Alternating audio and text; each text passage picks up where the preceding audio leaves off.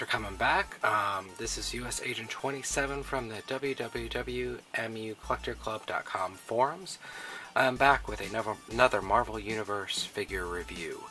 This is actually a review of the San Diego Comic-Con exclusive Masters of Evil box set that came out this year. The only way to get this set was you either had to go to the con and buy it, or you could get it from the Hasbro toy shop if you were lucky enough to catch it when it went on sale like the week after the con. I was fortunate enough. Big shout out to FrankCastle from the MUCollectorClub.com forums. He was at the con and picked this up for me and sent it to me. So Frank, thank you again for this. I really appreciate it. If you guys have been watching my videos, you'll notice whenever I do get something from somebody, I do try to give them a thank you, because for me it's very, very important to kind of give that back. I really do appreciate everything that anyone does for me, especially with getting me something like this that you can only get at the con or on take your chances at the Hasbro toy shop. So anyway, we're going to go ahead and take a look at the figure pack. First of all, the gun that Baron Zemo is holding does not come with him. I'm going to go over the accessories in a little bit. But first, I'm going to show you the packaging. I still do have it. I kind of kept it for the purposes, in case I ever wanted to not part with this, but if I ever had to pack this up and or sell it by any chance, but I don't think I'll ever sell this set. This set is awesome. So here's the packaging, and let me zoom my camera out. So we have the San Diego Comic-Con sticker, we have Masters of Evil, Radioactive Man, Baron Zemo, and Tiger Shark. Here's the side of the packaging, so this is Masters of Evil. And on the back, there's some artwork with Nick Fury saying collect them all, or no, actually saying you can get, anybody know where a guy can get a shield super helicarrier around here? That was another exclusive they had at the con. So very nice box. I kind of dig it, so that's why I hung on to it. I just took the figures out, and there's a plastic piece that they came in. So let's go ahead and start talking about the figures. I know that's what you guys really want to see. I apologize in advance. This is going to be a little bit longer of a review than I normally do. I have 3 figures to go through.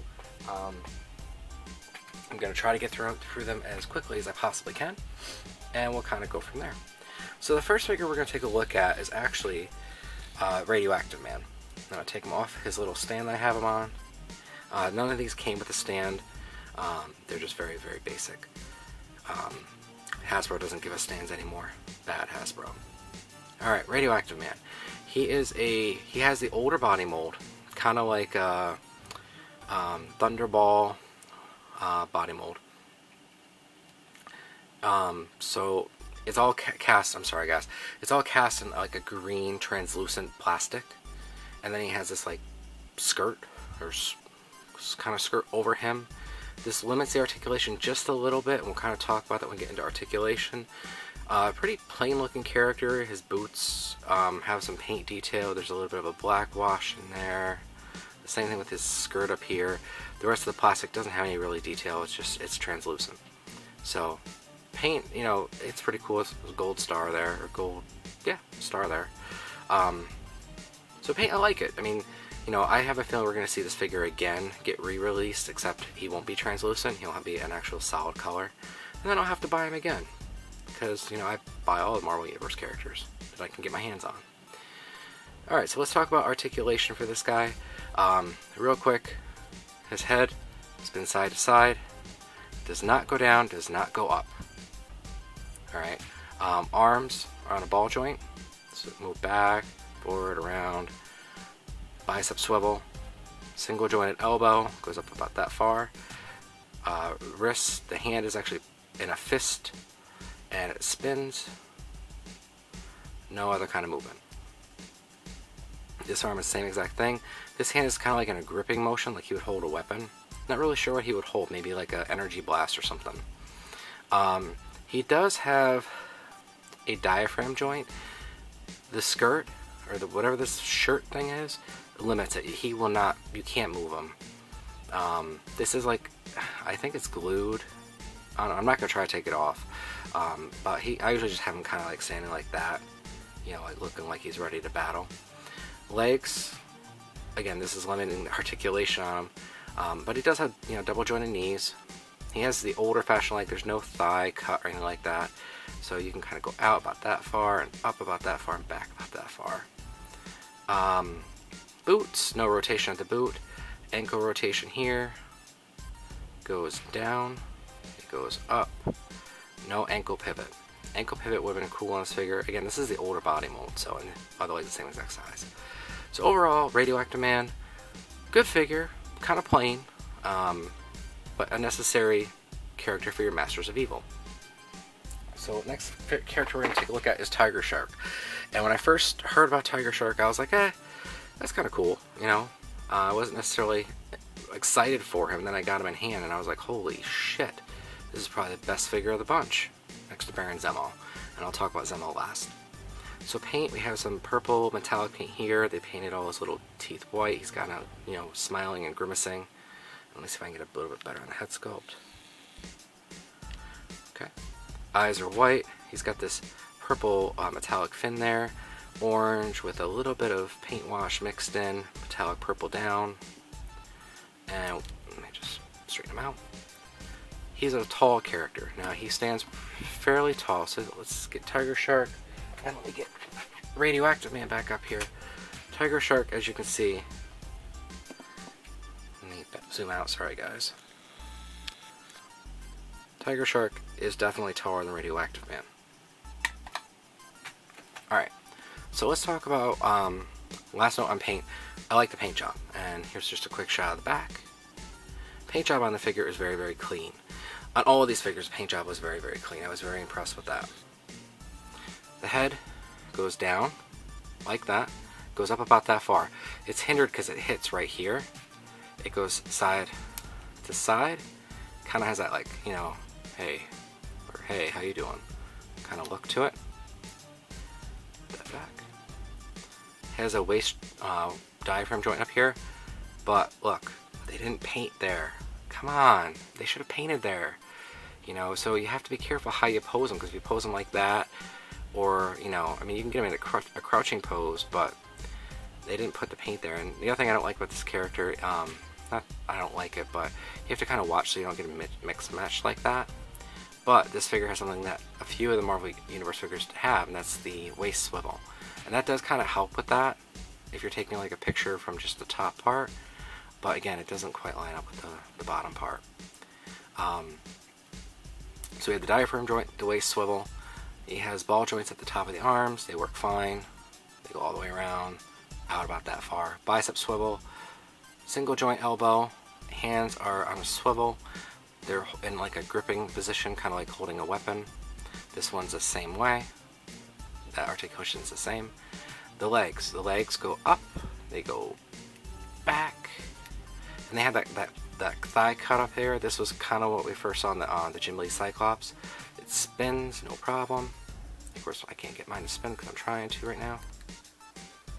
There it goes. Double jointed knees, like that. Okay. And we have calf articulation. It moves at the calf. The foot goes down. It goes up. And we have a very nice ankle pivot. So you guys can kind of see that. So you can get him in some very dynamic poses, and he stands without any kind of problem. Okay, it's Tiger Shark. Alright, last figure we're going to talk about is Baron Zemo. This was the one I was most excited for in this set. I had actually made a custom of Baron Zemo, and as soon as I heard about the set, I sold it. I'm kind of glad I did. I missed the figure, but this one came, I think, a little bit better than mine. So here's Baron Zemo. Now I'll talk about his accessories last. So Baron Zemo, the paint on him that you're going to see is flawless. I mean, they did a really nice job with the paint. I have no quality control issues on my figure at all. It's got like a light magenta paint here, and dark purple and gold and yellows, and then this dirty fur kind of stuff. So the paint is great. On the face sculpt, the eyes are painted with the silver. The crown is kind of painted like with the gold. This piece, as you can kind of see, is removable. I've seen some people, what they'll do is they'll kind of tack it in or glue it. I leave mine the way it is. Belt is not removable, I don't believe. And we'll talk about the little furry things at the bottom of the boots in a minute. So let's go over articulation. I'm trying to keep this video under 15 minutes if I can. The head, oh, and there's the side of his head with the little gold piece there, gold piece there. Alright, the head goes up about that far, it goes down about that far. It doesn't go far up or down. Swivels left and right fine, no problem. For his body, he has a diaphragm joint. They did paint everything, so it looks good. He has a waist swivel, which is nice. Ball jointed arms at the top with a bicep swivel. Single jointed elbow, so you go up like that. Swivels at the wrist. The other arm is the same. And this is like the belt is like a plastic material, and I could probably take it off if I really wanted to, but I'm not going to. The legs are just like Tiger Shark, where they've got that cut up there, so I'm not going to review that again. Double jointed knees. He has a swivel right here at the calf. This piece right here, you can actually slide down if you don't like it. Just to kind of show you. You could take it off.